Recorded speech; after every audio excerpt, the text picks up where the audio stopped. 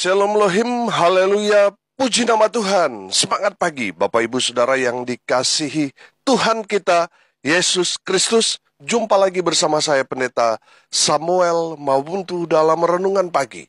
Ke-2139 hari Renungan Pagi di mengudara. Puji Tuhan. Bapak Ibu Saudara yang dikasihi Tuhan, sebelum kita membaca, mendengarkan, dan merenungkan firman Tuhan hari ini, mari kita berdoa. Minta pimpinan Roh Kudus. Kita berdoa. Bapa di surga, berbicaralah kepada kami semua. Pakai firman Tuhan ini untuk menegur kami, menasihati kami, meneguhkan iman percaya kami, dan memberkati kami semua. Di dalam nama Tuhan Yesus yang adalah firman Allah yang hidup, kami berdoa. Amin. Haleluya. Bapak Ibu Saudara yang dikasihi Tuhan, bersama dengan saya kita akan belajar Alkitab dari kitab Kejadian sampai kitab Wahyu. Mari buka Alkitab kita. Amsal pasal 14 ayat 12. Demikian firman Tuhan. Ada jalan yang disangka orang lurus, tetapi ujungnya menuju maut. Amin. Bapak Ibu Saudara yang dikasihi Tuhan, kita tahu kita berada di zaman akhir, di mana iblis bekerja extraordinary untuk menyesatkan sebanyak mungkin anak-anak Tuhan. Kenapa sasaran iblis anak-anak Tuhan? Karena di luar anak-anak Tuhan itu semua sudah tersesat. Saya tidak bilang sesat, tapi sudah tersesat. Jadi target utama iblis siapa? Kita, anak-anak Tuhan. Betul? Tuhan Yesus berkata dalam Injil Lukas 17 ayat 1, tidak mungkin tidak akan ada penyesatan, tetapi celakalah orang yang mengadakannya. Amin. Jadi saudara, dari firman Tuhan ini kita dapat melihat bahwa penyesatan itu ada. Tapi celakalah mereka yang mengadakannya. Celakalah mereka yang menyesatkan dan mereka yang tersesat itu. Mereka akan celaka. Mereka akan mati binasa. Saudara yang dikasihi Tuhan, iblis bekerja ekstra untuk menyesatkan kita anak-anak Tuhan. Iblis menyamar sebagai malaikat terang. Supaya apa? Supaya orang-orang Kristen percaya. Hati-hati saudara. Saya mau kasih buka trik iblis dalam penyamarannya. Iblis menyamar seperti domba, tetapi sesungguhnya mereka adalah serigala yang buas. Hati-hati saudara. Serigala itu adalah binatang yang buas. Kalau kita mau bandingkan dengan singa, harimau, mereka betul memang lebih kuat daripada serigala. Tetapi cara membunuh lebih sadis, lebih buas serigala. Kalau singa dan harimau, mereka langsung menerkam mangsanya, langsung membunuh di titik kematiannya.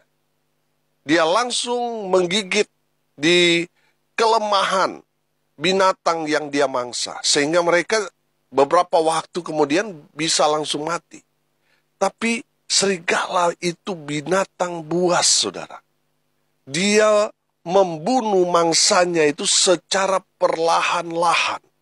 Makanya serigala dikatakan binatang buas. Karena dia menyiksa dulu mangsanya, baru mati. Itu sadisnya serigala. Hati-hati saudara. Ya, penyesat-penyesat itu, mereka menyamar sepertinya dia sama dengan kita. Tidak bahaya, karena dia menyamar seperti domba. Tapi sebenarnya mereka adalah serigala yang buas, yang akan perlahan-lahan membunuh saudara. Makanya saudara hati-hati. Jangan sampai saudara baru kenal pendeta ini. Wah, khotbahnya bagus dan sebagainya. Tapi ternyata dia adalah serigala yang sedang menyamar menjadi domba. Hati-hati saudara. Mereka juga menyamar menjadi nabi-nabi palsu. Mereka mungkin memberikan kita satu pengajaran dalam Alkitab, tetapi saudara, setelah saudara semakin masuk, mereka sudah mulai agak-agak menyimpang. Kalau saudara lihat triknya saksi Yehova itu kan begitu. Padahal Alkitab mereka bukan Alkitab yang kita sering pegang, sering kita baca. Mereka itu memberikan pengupasan sepertinya ini Alkitab. Supaya apa? Orang-orang Kristen, anak-anak Tuhan, masuk perangkapnya dia. Setelah kita masuk perangkapnya, dia mulai belokan, saudara. Dia mulai agak lain pengajarannya. Saudara, hati-hati. Mereka menyamar menjadi nabi-nabi palsu.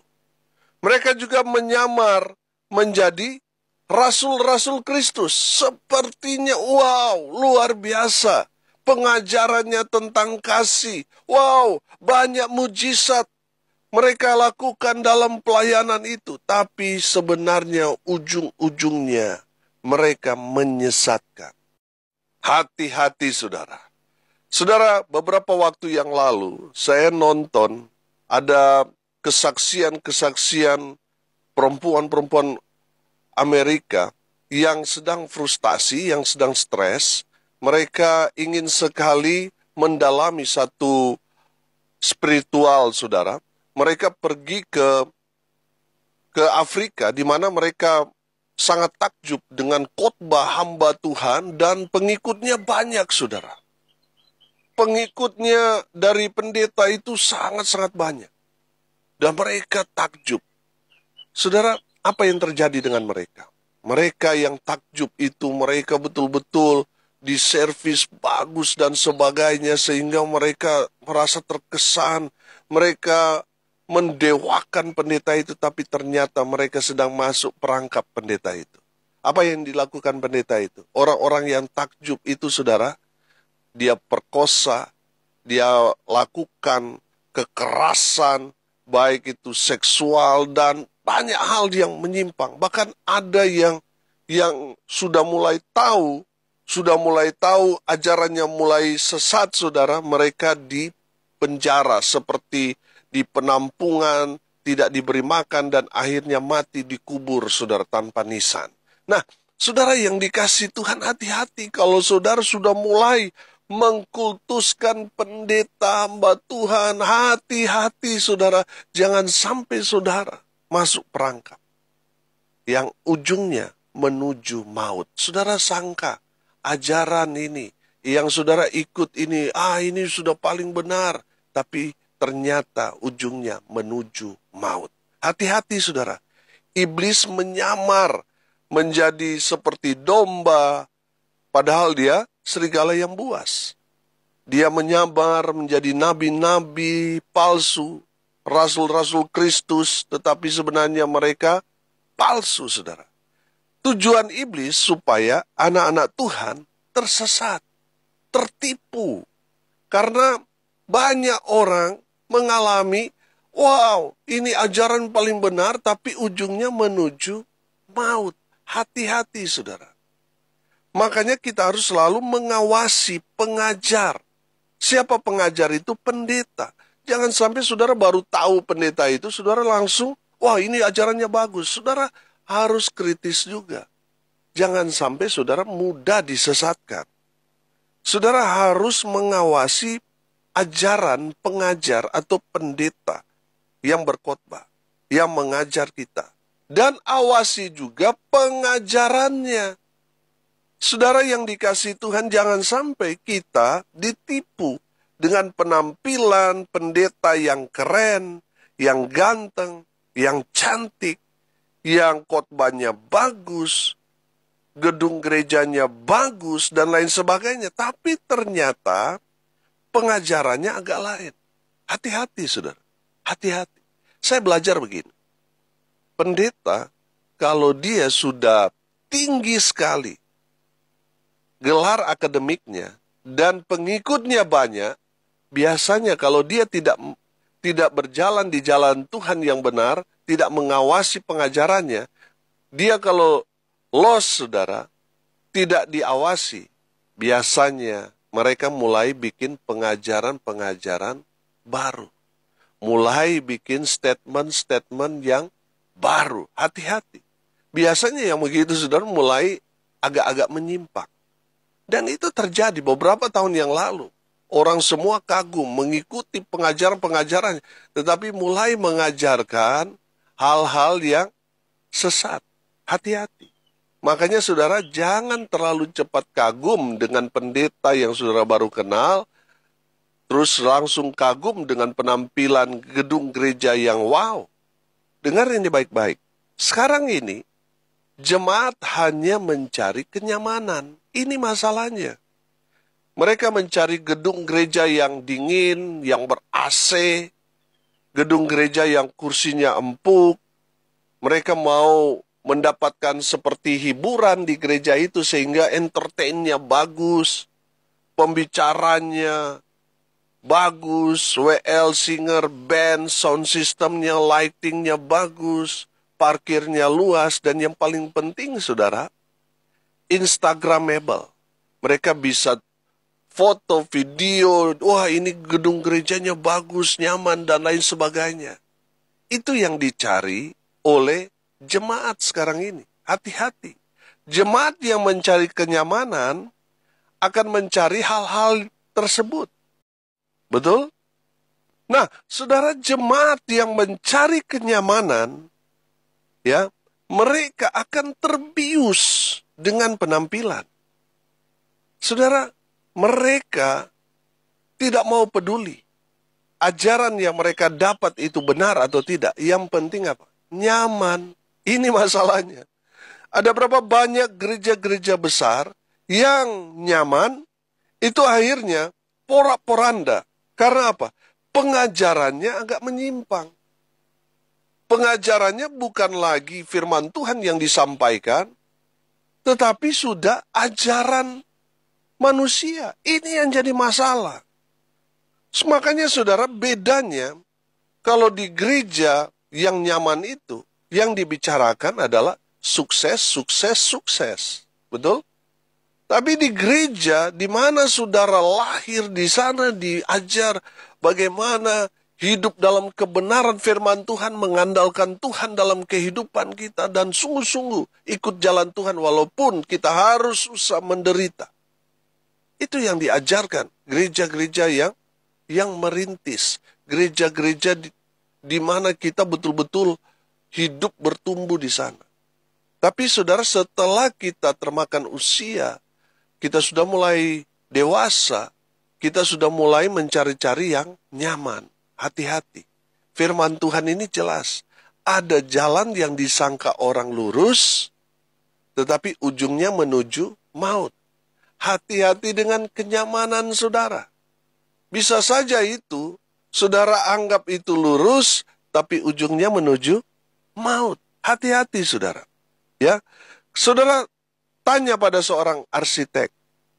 Kalau mereka membangun gedung, katakanlah 10 lantai. Dan ternyata ada yang melenceng 1 sentimeter. Saudara, apa yang terjadi dengan bangunan itu? Setelah bangunan itu berdiri. Pasti dia akan miring, saudara. Betul? Saudara, pengajaran itu seperti itu. Kalau menyimpang, saudara, mungkin saudara, menyimpangnya cuma kecil, cuma sedikit. Hati-hati. Kalau ditarik panjang, saudara, saudara akan melihat melenceng yang sedikit itu akan besar. Saudara yang dikasihi Tuhan, Tuhan Yesus berkata dalam Injil Matius pasal 22 ayat 29. Yesus menjawab mereka, "Kamu sesat sebab kamu tidak mengerti kitab suci maupun kuasa Allah." Haleluya. Dari firman Tuhan ini sangat-sangat jelas. Orang-orang yang tersesat itu karena apa? Karena mereka tidak paham, tidak mengerti firman Tuhan. Bapak, Ibu, Saudara yang dikasihi Tuhan, pertanyaannya sekarang, bagaimana caranya supaya kita tidak tersesat? supaya kita tidak berjalan menuju maut itu. Yang pertama, saudara harus pastikan, saudara ikut Tuhan Yesus. Bukan ikut pendeta ini, pendeta itu, gereja ini, gereja itu, yang besar, yang terkenal. Bukan itu yang kita ikut. Tetapi pastikan saudara ikut Tuhan Yesus. Kalau saudara ikut pendeta, ikut manusia, ikut gereja saudara, saya mau bilang, manusia dan gereja, sinode yang besar sekalipun, bisa salah. Karena keterbatasan mereka sebagai manusia dan organisasi. Betul apa benar? Saudara yang dikasihi Tuhan, dengar ini baik-baik. Pastikan saudara dan saya ikut Tuhan Yesus. Karena Yesus adalah jalan kebenaran yang menuju hidup yang kekal. Amin. Yesus jalan yang lurus, yang benar, yang menuju hidup yang kekal. Saudara yang dikasihi Tuhan, kita harus ikut Tuhan Yesus. Pastikan saudara ikut Tuhan Yesus. Amin. Yang kedua, berjaga-jagalah dan selalu waspada pada pengajar-pengajar, pada pendeta-pendeta dan pengajarannya. Amin. Jadi saudara jangan langsung kagum dengan pendeta, lihat, wih berwibawa, wih ganteng, wih begini dan begitu saudara. Akhirnya saudara masuk perangkapnya. Awasi pengajarannya. Berjaga-jaga saudara. Amin. Jangan sampai yang diajarkan ini bukan firman Tuhan. Saudara iya, saudara amin, saudara haleluya saudara. Hati-hati saudara. Awasi. Apalagi ini orang-orang baru saudara. Hati-hati saudara. Hati-hati. Makanya firman Tuhan mengajarkan kita berjaga-jagalah dan waspada. Amin.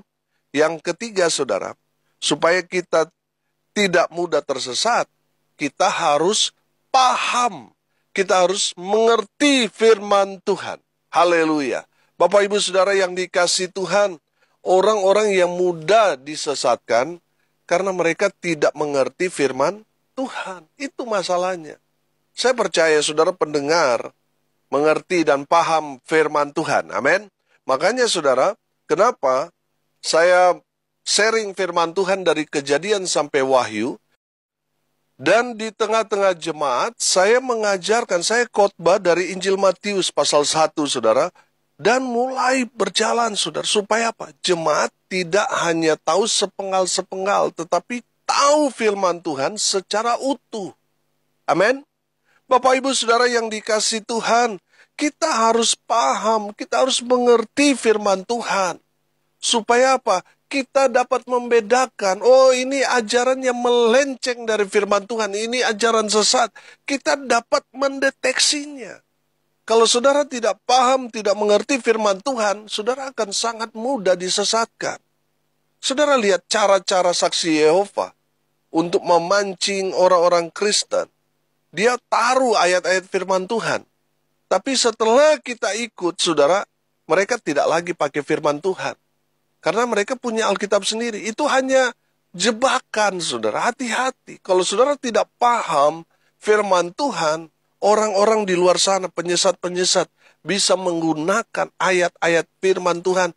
Dan di saat saudara masuk, makan umpannya, saudara akan binasa. Saudara yang dikasihi Tuhan, kita harus paham dan mengerti firman Tuhan. Supaya kita tidak mudah disesatkan. Amin. Mari kita berdoa.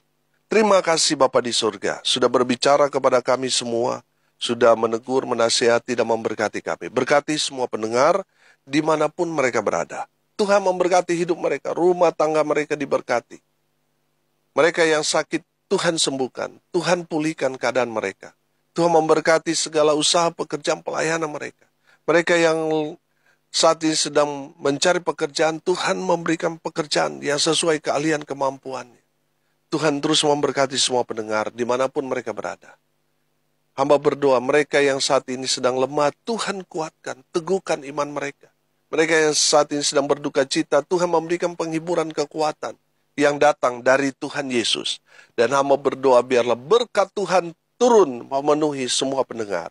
Bapak Ibu Saudara yang dikasihi Tuhan, arahkanlah hatimu kepada Tuhan, dan terimalah berkat dari Tuhan Yesus. Tuhan memberkati engkau dan melindungi engkau. Tuhan menyinari engkau dengan wajah-Nya dan memberi engkau kasih karunia. Tuhan menghadapkan wajah-Nya kepadamu dan memberi engkau damai sejahtera. Di dalam nama Tuhan Yesus, sumber segala berkat.